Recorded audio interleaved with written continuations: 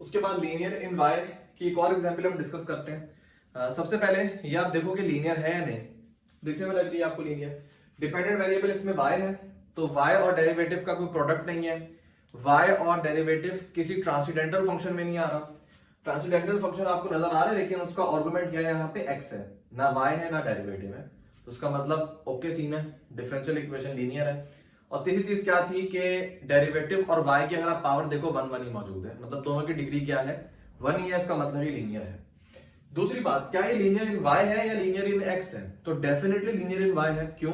क्योंकि y की आपको यहाँ पे एक ही टर्म नजर आ रही है, और दूसरी बात उसमें जो y की पावर है वो 1 है।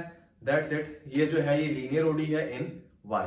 ठीक है, तो अब जो आप इस पे पूरा मेथड जो है वो लीनियर इन y वाला परफॉर्म करोगे।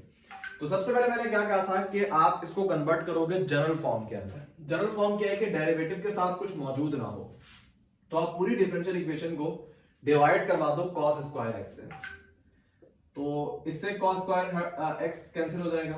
अच्छा, इसके नीचे cos स्क्वायर x आ जाएगा, और यहां पे टेंजेंट के नीचे भी cos स्क्वायर x आ जाएगा।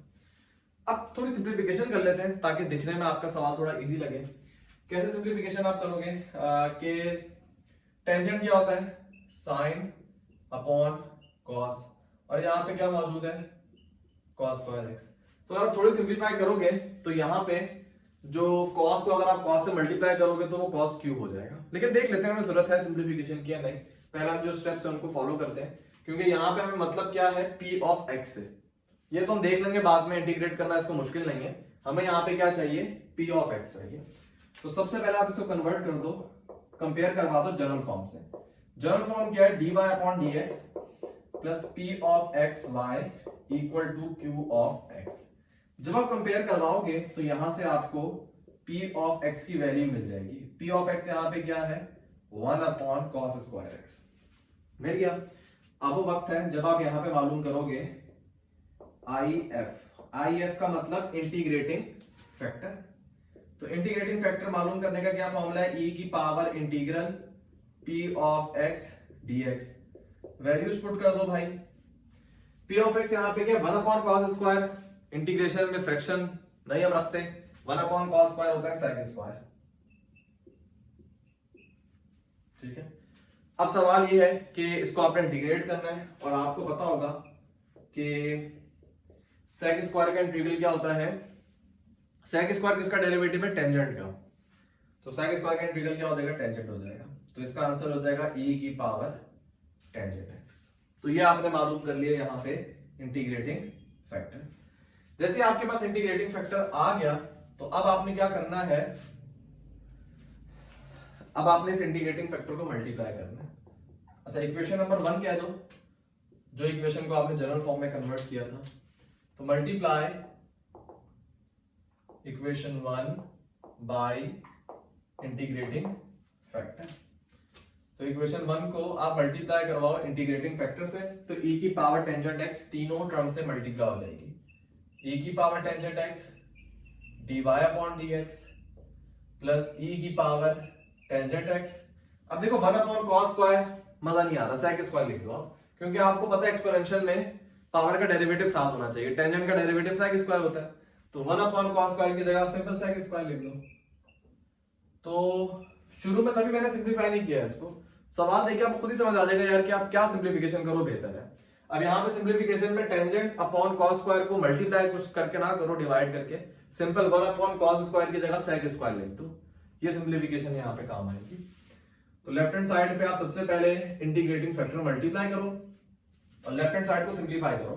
टेंजेंट अपनी जगह पे रहने दो, 1 अपॉन cos स्क्वायर क्या होता है, sec स्क्वायर होता है, तो क्या हो जाएगा टेंजेंट x और sec स्क्वायर x। ठीक है, तो मल्टीप्लाई भी करवा दिया इंटीग्रेटिंग फैक्टर और आपने सिंप्लीफाई भी कर लिया।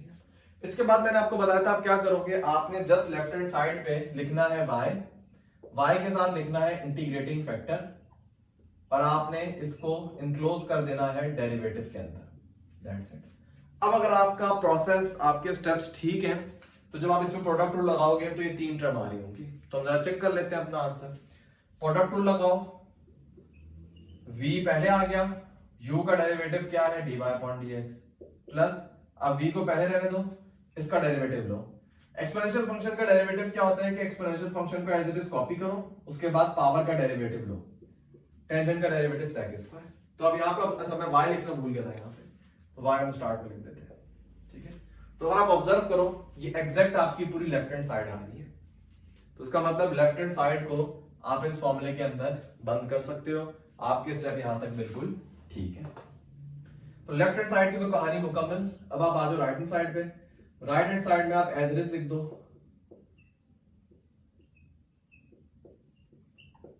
ठीक है, ये आपने एज इट इज लिख दिया। अब आप क्या करोगे, अब आप इंटीग्रेट करोगे, तो आप लिखो इंटीग्रेट ऑन बोथ साइड्स। आप यहां पे करोगे इंटीग्रेट, मैंने बताया था इंटीग्रल से डेरिवेटिव कैंसिल हो जाएगा, तो लेफ्ट हैंड साइड पे मौजूद होगा y e की power tangent x। Right hand side पे क्या होगा, राइट हैंड साइड पे इसको लिखने का तरीका इस तरह रख लेना कि लिखना e की पावर टेंजेंट x, फिर sec स्क्वायर x इसके साथ लिखना, टेंजेंट को आप अकेला कर देना। ये करने की रीजन क्या है, ये करने की रीजन ये है कि इस पे आपको लगाना पड़ेगा इंटीग्रेशन बाय पार्ट्स, जो आपने इंटीग्रेशन में फॉर्मूला पढ़ा था u इंटू वी का। तो u आप इस पूरे फंक्शन को लोगे, ठीक है, क्योंकि u को आप क्या करते हो, या आप इसको v ले लेना, रूल आपने पढ़ा होगा ना, रूल होता है ये वाला रूल। तो सबसे पहले ट्रिग्नोमेट्रिक आ रहा है, इसका मतलब इसको u लोगे, तो टेंजेंट को आप u ले लेना, और जो एक्सपोनेंशियल है यहाँ पे, ये पूरा एक्सपोनेंशियल है, इसको आप यहाँ पे v ले लेना। उसके बाद आपने क्या करनी है, यहाँ पे इंटीग्रेशन परफॉर्म करनी है। तो हम देखते हैं कि इंटीग्रेशन परफॉर्म करने के बाद क्या आंसर आएगा। मैं डायरेक्ट यहाँ पे इंटीग्रेशन परफॉर्म कर रहा हूँ। इंटीग्रेशन में पार्ट का फॉर्मूला था u integral v dx। u यहाँ पे क्या है, tangent x, integral v dx, v का इंटीग्रल लो, अगर आप इसका इंटीग्रल लोगे तो ये आएगा। फिर फॉर्मूला था minus integral du upon dx।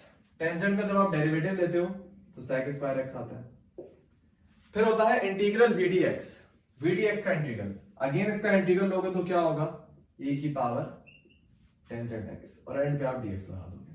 तो अब आपने वो बेसिक स्टेप नहीं लिखना है कि यहाँ पे आप रुक जाओ, इसको u और v डिसाइड करो, फिर आप u और v को अलग से इंटीग्रेट डिफरेंशिएट करो, फिर आप इंटीग्रेशन बाय पार्ट का फॉर्मूला लगाओ। आप यहाँ पे डायरेक्ट इंटीग्रेशन परफॉर्म कर दो अगर आपको आती है।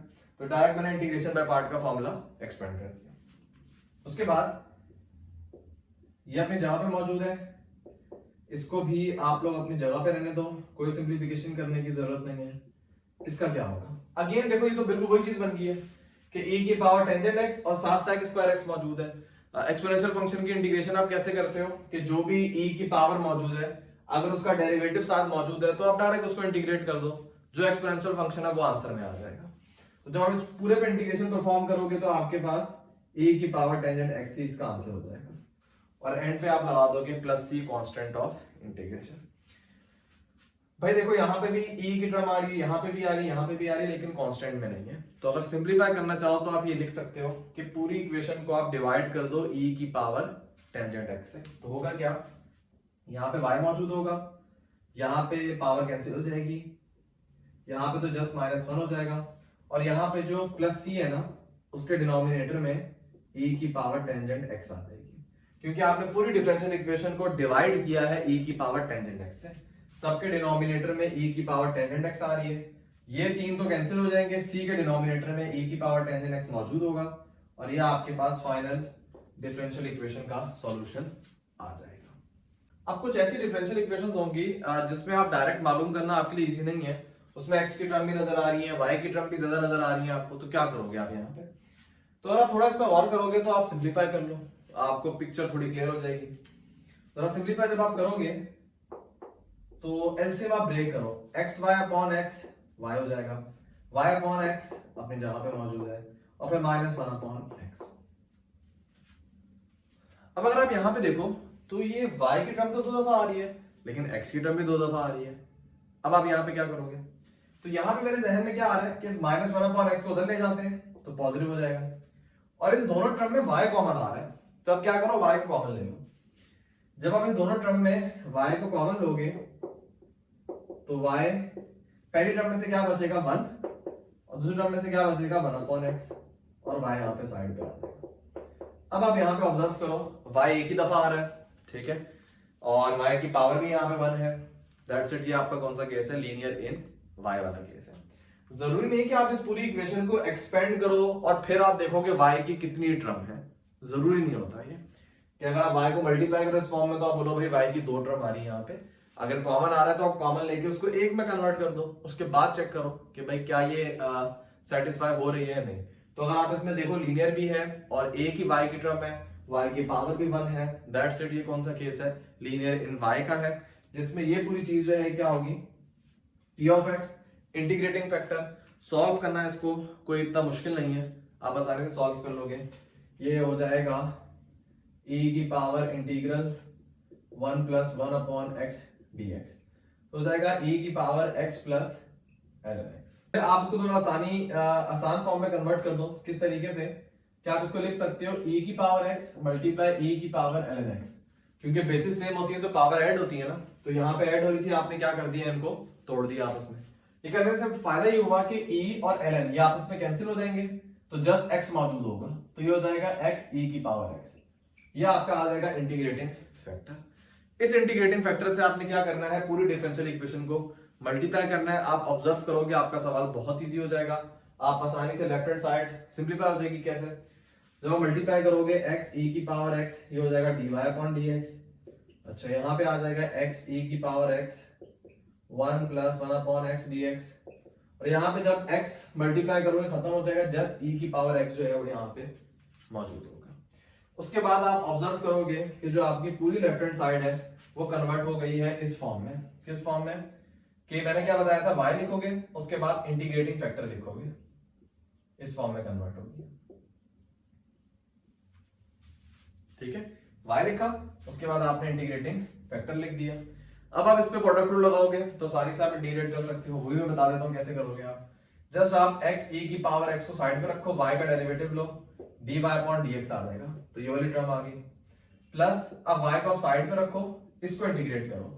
अब जब इसको इंटीग्रेट करोगे इस पे भी आपको प्रोडक्ट रूल अलग से लगाना पड़ेगा, क्योंकि ये भी दो फंक्शन मल्टीप्लाई हो रहे हैं ना। जो आप इसमें प्रोडक्ट रूल लगाओगे, e की पावर x को साइड पे रखो, x का डेरिवेटिव 1 होता है, फिर x को साइड पे रखो, e की पावर x का डेरिवेटिव e की पावर x ही होता है। तो ये y लिखा आपने, और जो u है इसको आपने क्या कर दिया, डिफरेंशिएट कर दिया। उसके बाद आपको देखने में लग रहा है e की पावर x कॉमन है, तो यहाँ पे 1 आ जाएगा, और यहाँ पे जस्ट e की पावर x मौजूद होगा, e की पावर x जो है वो आपने कॉमन ले लिया। तो अगर आप ऑब्जर्व करो तो ये आपकी पूरी ये वाली फॉर्म आ रही है। वो किस तरह आएगी कि अगर आप इस x को मल्टीप्लाई कर दो अंदर से, इस x को अगर आप 1 से मल्टीप्लाई करो तो ये x हो जाएगा, और x को अगर 1 अपॉन x से मल्टीप्लाई करोगे तो x से x कैंसिल, अंदर ये वाली फॉर्म आ जाएगी। तो आप ऑब्जर्व करो कि दोनों साइड सेम होगी, तो इसका मतलब आप इस पूरी लेफ्ट हैंड साइड को बंद कर सकते हो इस फॉर्मूले के अंदर, और फिर इंटीग्रेशन करना तो मसला ही नहीं है, डेरिवेटिव की टर्म हटाना, इंटीग्रेट हो जाएगा। और राइट हैंड साइड तो इतनी सिंपलीफाई है कि उसमें तो कोई इशू ही नहीं है, e की पावर x को आप आसानी से इंटीग्रेट कर सकते हो। तो ये लीनियर इन y का केस मैंने 2 लेक्चर्स के अंदर डिटेल में आप लोगों को बता दिए, एग्जांपल बता दिए, मेथड बता दिए, पता किस तरह करोगे। इंशाल्लाह इसके बाद आप लोगों को प्रॉब्लम नहीं होगी, मजीद एग्जांपल सॉल्व करना है, इंशाल्लाह आपको आसानी हो जाएगी इसके अंदर।